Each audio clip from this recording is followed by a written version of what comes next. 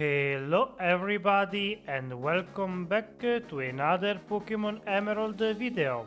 Today I will be playing through the game with a somewhat lesser known Pokémon from the second generation. Mantine has been around for a long time, but since it is not particularly powerful, or does it have anything super interesting or unique, it gets often forgotten. For the rules, I can only use my starter in combat, I cannot use items from my bag in battle, I can't raise my evasion in any way, and I can't use cheats or glitches. To be fair, Mantine has a couple of nice things. First of all, the typing is not that bad if we ignore electric types, and the stats are somewhat fine. The special defense in particular is very high. Thankfully for me, the start of the game is not too awful. Mantine has a bubble to deal some decent damage since the special attack is not that bad, and I can switch to tackle for the grass types. My special defense is not going to come that much into play yet, since at this point in the game most enemy Pokémons will use physical attacks. Even if that was the case, I was still able to get through the first few trainers without any issues. The first major wall might be Roxanne, because her Pokémons attack me on the physical side and are also super effective with their stab rock attacks. Because of that, I decided to level up a bit more and I got to level 15. At this point, Mantine learns Bubble Beam, which is a much better water attack. With all of that extra power, I can one-shot the Geodudes and two-shot the Nosepass, giving me a very easy first badge. Once we took care of that and a couple other things around town, we can leave, but before we can do so, we have to take on the optional fight against our rival. This time around, May is going to be a bit more annoying. She has a Wingull which confuses me, but fortunately that does not impact the fight too much. Trico, on the other hand, is much harder to defeat since it resists my best attack, but eventually I can get through her starter too. Next up, since I am part flying, I decided to take on Brawly. I do not have a super effective move, but since Bubble Beam is stab and special, it should be enough to deal with this guy. It does not have quite enough power to one-shot his Pokémons, but thankfully I can defeat them in 2 hits each. Makuhita of course takes a bit longer because of the healing, but eventually that Pokémon falls too. And now that we have the first 2 badges, we can resume our journey and get to Slateport. Here we have to fend off an attack by a couple of Team Aqua Grunts. Their Pokémons are not too special and I should be easily able to defeat them. Unfortunately, I rolled very poorly on my attacking IV stats, and so, while using Bubble Beam, my damage is less than I was expecting and hoping for. Throughout this fight, I also learned Takedown, which has a lot more base power than Tackle, so that move might help me for the next fight. Because after having to listen to Archie for a while, we have to take on our rival on the land bridge before Mobile. As usual, the most problematic thing in this fight is her starter, since it has now evolved. Fortunately for me, Absorb is not super effective, and thanks to my special defense, I should be able to take a few hits. Because of that, her Grovyle switches to Quick Attack, which hits me on the much frailer physical side. and honestly, things did not go as well as I was hoping for. Next, as you might expect, I lost a couple of times to Wattson.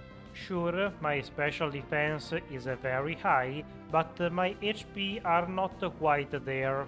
Also, his stab electric moves are 4 times super effective on me, so even with all of that, they still deal a lot of damage. After a couple of failed attempts, I was able to swagger Manectric into hitting himself, long enough to not be a problem anymore. Magneton was still a pain, but with only that Pokemon left, I was able to endure and defeat it too. Now that we have acquired this badge too, we can explore the rest of the region, and eventually we get to Meterfall Caves. Here we are informed about Max's plan, and so we climb the volcano to try to stop him. The only sensible solution apparently is a Pokemon fight, and so we engage him in a battle. In this run I am using a Pokemon which is mostly a special attacker, and so the Intimidate from my Tiena should not be that impactful. Also, my moveset is quite powerful for Max's team, and so in a few turns I am able to defeat his Pokemons and stop his plans. Now that that is dealt with, we can go to the next gym, which is headed by Flannery, the Fire-type specialist. Unfortunately for her, that is the one type that I am actually very good against, and so this gym was not that problematic. I am super effective on all of her Pokémons, and they generally do not have a lot of special defense, so after a few attacks all of them were defeated. I'm a little surprised that Torkoal lasted as long as she did, but I guess that's what I get with a 1 EV special attack. Anyway, after a bit of backtracking, we have to face our dad, and the fight against him was much more challenging. I ended up losing quite a few times to his slacking. The damage output on his side was very high, and if I tried to confuse him with a Swagger, things went even worse for me. The successful attempt definitely did not start very well. I got confused by Spinda and hit myself a lot of times. After taking out only his first Pokémon, I was already below half HP, and between Vigoroth and Linoone, my HP got even lower. Once I reached his slacking with less than 20 HP, I did not have much hope for this attempt, but I kept on trying to play it because why not? Well, it turns out that was the right decision, as I got a freeze halfway through the fight, allowing me to keep punching the slacking over and over again. Eventually it got out, only to defeat itself thanks to the confusion that was still present from like 10 turns ago. That was quite a surprising win, but I'll take it. By completing the 5th gym, we get the HM for Surf, which is very good for exploration, but also is a quite powerful move for our Mantine. After taking care of Shelly in the Weather Institute, we have to take on our rival once again.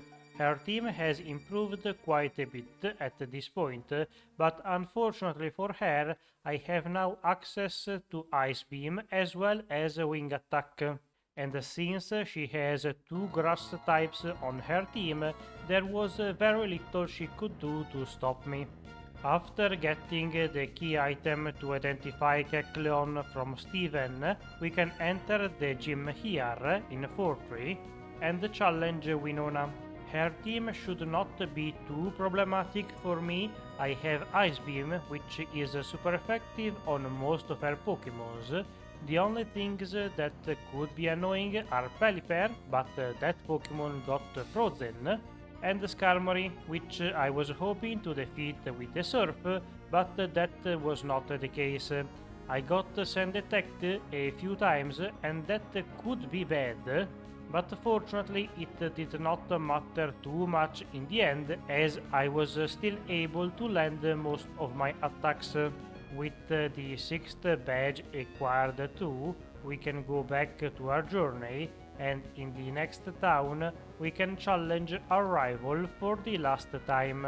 May's team changed a bit compared to our previous encounter, but her Pokémons are still somewhat weak and not fully evolved, so I was able to get the victory without that much trouble. The only thing that survived was Pelipper, and even though this one did not get frozen, it was still easy to defeat. Once we have beaten our rival here too, we can go to the Pokémon Tower to get the Magma Emblem key item. With this thing we can enter the cave where Groudon resides, and after defeating a whole bunch of Team Aqua Grunts, we can get to the deepest part. Here we are challenged by Maxi after he woke up the legendary Pokémon with the wrong orb. His team is still very easy to deal with my current moveset. I did make a bit of a misplay against Camerupt, but even after an amnesia I was still able to one-shot it with Surf. That makes me quite worried for when I'll have to use that Pokémon. Next we have to repeat the same thing in the Team Aqua hideout. Here we are only able to find another one of their admirals, which gets defeated quite easily, but buys enough time for his boss to run away. From here I leveled quite a bit and grinded, because the next fight I worry is going to be somewhat hard. Tate and Liza are the usual 2v1, and since Claydol has a rock move I was worried this would be hard.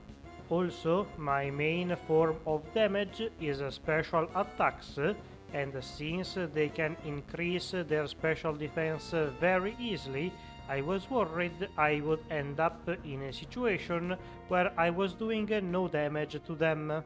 That sort of happened since their Lunaton used Light Screen and Xatu used Sunny Day. But fortunately by that point I was left 1v1ing the Solrock, and even though it took way more turns than it needed to, eventually I was able to finish off the last of their Pokémons too. Apparently Stab Surf is still a very good option to deal with these guys. Next we have to get to the Pokémon NASA building in the same island to help Steven deal with the leadership of Team Magma. In this double fight we are not alone, and we have Steven to help us out. His Metang is not that bad of a Pokémon, even though it cannot compare with the Metagross. It is still able to deal a lot of damage when it wants to. As usual for this fight, whenever I have a Surf, I just spam that move all the time, since it is quite good against their Pokémons. Surprisingly, this time I was able to defeat all the Pokémons of the left guy much faster than usual, and so I had to spend a good chunk of the fight fighting the right guy, which I believe to be Maxi. His Pokémons are higher level, and so it makes sense that he lasts a bit longer. By completing this fight we are given the Dive HM, and we have to use that move very soon, as we have to get to the seafloor cave. Here, once we reach the bottom, we are approached by Archie, who wants to wake up the other legendary Pokémon. To try to stop him, we challenge him, and even though the fight is a bit harder than Maxi, it was still nothing to write home about, and after a few turns I am able to defeat all of his Pokémons. This obviously is not enough to stop the story of the game, and so Kyogre gets awoken anyway since the red orb activates on its own. As usual, we cannot take the two legendaries on our own, and so we have to go ask Rayquaza for help to stop them. The third member of this trio is willing to come down from the sky and stop the other two from fighting each other. Once that problem has been solved, we can finally take on the last gym, and even though Juan is not that powerful, I still lost to him a little bit. I don't have any great move to deal with water types, and so fighting them takes a long time, during which he can attack me, and after a while the damage starts to add up and eventually I fall KO. Annoyingly, I get paralyzed by Body Slam in this attempt too, but since I still had a lot of HP left, I decided to keep moving forward. Things do not go super well against Kingdra since Ice Beam is a 3-shot, but fortunately I can freeze it before it can rest, and so that demon Pokémon is defeated. Crodant could have taken me out, but fortunately that was not the case. A bit bruised, but we finally managed to get the last of the badges of this region. Because of that, we can now enter the Victory Road, where we are immediately stopped by our rival Wally. His Pokémon is a lot more heterogeneous than the gym fights that we had, and honestly, even though his Pokémons are somewhat weak, it's not that bad of a team. Unfortunately, it does not handle water types all that well, and so I am able to clear his team with little effort. Once I got to the league, I grinded for quite a while, because I was expecting this to not be easy, especially the last few fights. Once I got to level 75, I finally started the first proper attempt. At this level, Sidney is quite a bit easier, as I can one-shot all of his Pokémons, but just barely. And Crodant even survives since I still do not have anything to hit the water types with. At least that is only one Pokémon, and so eventually it is defeated and we can move on to the next one. Phoebe could be a bit problematic because today I am not using Substitute, and so if her lead Dusclops curses me, it's over. Her Dusclops instead decided to use Shadow Punch, which deals a bit of damage, but nowhere near as much as Curse. With that Pokémon defeated, the rest of the fight was a bit long, and I still took a bit more damage from some of her Pokémons, but it was not that problematic. Her damage output without Curse is quite low. Next is Glacia, and she is one of the fights that I was worried about. The best attack I have for her is Surf, which is resisted by more than half of her team. I did check hidden power typing before entering the league, but unfortunately it was a bug. Not a great typing, and also it is physical in this generation. I could have used the return TM, but since my physical attack is very low, I'm not sure how much more damage that move would have dealt. Instead, I tried to play it with Swagger and hope that her Pokémon would hit themselves enough for me to come out on top. That clearly did not work in the first attempt, but I got a bit more lucky in the second one. Getting paralyzed by Body Slam at this point is not that big of a deal since I have rest to clear my status. The real problem is if I boost their physical attack a lot with Swagger and then they snap out of it immediately. That just means that I'm going to get hit by a much more powerful physical attack, which I already cannot handle very well. After a bunch of turns, I was finally able to defeat her Wall Rain, and so I can move on to the next trainer. Drake should be much more easier. I have Ice Beam to deal with most of his Pokémons. They are very weak to the Ice typing, and so this fight should be a breeze. The only Pokémon that might pose a threat is his Kingdra, since it is only neutral to Ice Beam. And it has a mostly physical moveset with Dragon Dance to boost his attack. Once again, Ice Beam is a 3-shot, which is not great, but since this one does not have the rest strategies, it's not as bad. Also, I get a crit and a freeze, so that was never going to be a problem.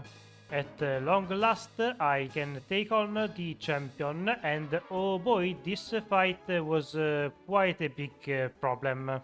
Wallace was a very big wall, put in metaphysical terms, as I could not get past him, as well as a special wall, meaning that my surf was going to do very little damage to his Pokémons.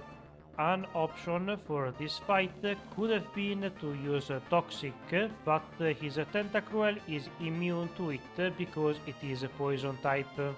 And of course, it also knows Sludge Bomb, which means that if I increase his attack with Swagger, it will deal that much more damage to me. Fortunately, in this attempt, I was able to get through the jellyfish without that much issues, and since I have rest, getting Toxic is no big deal. For the Milotic, I was freely spamming Swagger because I know it does not have any physical attack, and so all of those boosts would only help me when it would hit itself in confusion. Unfortunately, it was snapping out of confusion very fast, like every other turn, and so things were progressing very slowly. A freeze on his part could have been quite problematic because his damage is still decent, and if I do not rest every few turns, I am very capable of being defeated. Of course, to make things even worse, his Milotic has a lot of recover Ps, and by using just one of those, it can negate multiple turns of me attacking. I was close to defeating him a few times, but in each occasion it was able to get a recover off and get back most of his HP. I was very unsure how to progress at this point. I still had a few rare candies in my backpack, so I could have used those if I lost this fight, but giving up on this attempt before being defeated seemed like a waste to me, and so I kept moving on and pressing the attack. Surely at some point Milotic would run out of recovers or hit itself enough times in a row for it to matter, or something like that. Well, it took quite a long time, but eventually I was able to get 2 confusion hits in a row, and that was just what I needed to finally take down this snake Pokémon. Things are not over though, because if Ludicolo uses Leech Seed, it could get very ugly. Fortunately for me, it preferred to use Giga Drain a few times and hit itself, so I was able to defeat the dancing Pokémon without getting seeded.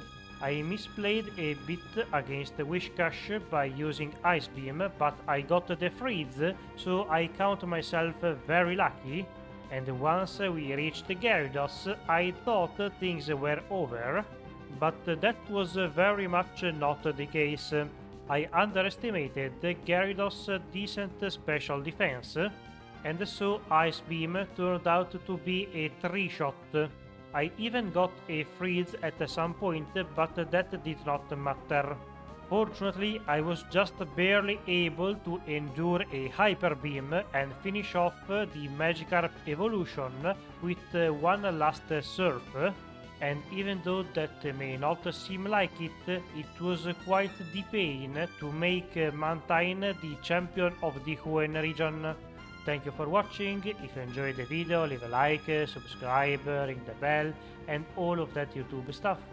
If you have video ideas, feedback, or anything like that, write it down in the comments, and I'll see you next week. Bye!